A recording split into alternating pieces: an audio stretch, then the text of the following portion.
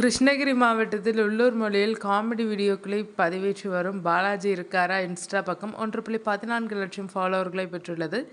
இந்த பக்கத்தின் உரிமையாளரான பாலாஜியை கடந்த ஆகஸ்ட் மாதம் ஒரு நபர் தொடர்பு கொண்டு பாண்டியன் கிராக்கர்ஸ் பட்டாசு கடையின் தீபாவளி விளம்பரத்திற்காக ப்ரமோஷன் வீடியோ செய்ய சொன்னார். 35,000க்கு ஒப்பந்தமாகி கூகுள் பே மூலம் பணம் அனுப்பப்பட்டது.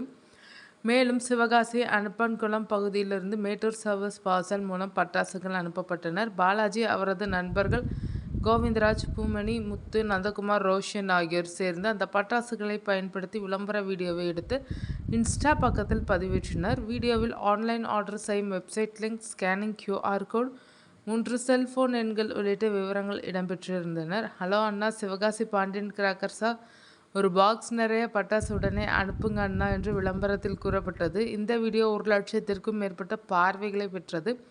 இதன் விளைவாக கிருஷ்ணகிரி உள்ளிட்ட பல இடங்களில் இருந்து 3,000 முதல் 50,000 வரை பலர் ஆன்லைனில் பட்டாசுகளை புக் செய்தனர். விளம்பரத்தை நம்பி பாலாஜியை 30,000 செலுத்தி ஆர்டர் செய்தார். ஆனால் கடந்த 14ஆம் தேதி ஃபாலோவர்கள் தொடர்பு கொண்டு வெப்சைட் ஓப்பன் ஆகவில்லை, செல்போன்கள் சுவிட்ச் ஆஃப் என்று கூறியதும் அதிர்ச்சியடைந்த பாலாஜி சரிபார்த்த போது அனைத்து விவரங்களும் மறைக்கப்பட்டிருந்தது தெரிய வந்தது.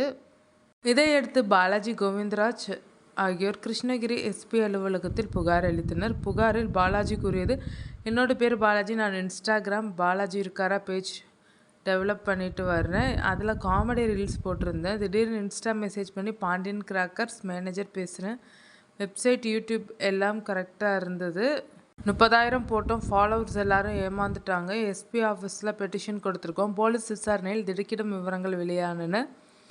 தமிழ்நாடு, கர்நாடகா, ஆந்திரா மாநிலங்களில் மாவட்ட வாரியாக அதிக ஃபாலோவர்கள் உள்ள இன்ஸ்டா பக்கங்களை தேர்ந்தெடுத்து அவர்களுக்கு ஃபாலோவர்கள் எண்ணிக்கைக்கேற்ப பணம் கொடுத்து விளம்பரம் செய்ய சொன்ன கும்பல் இதன் பின்னணியில் இருந்தது.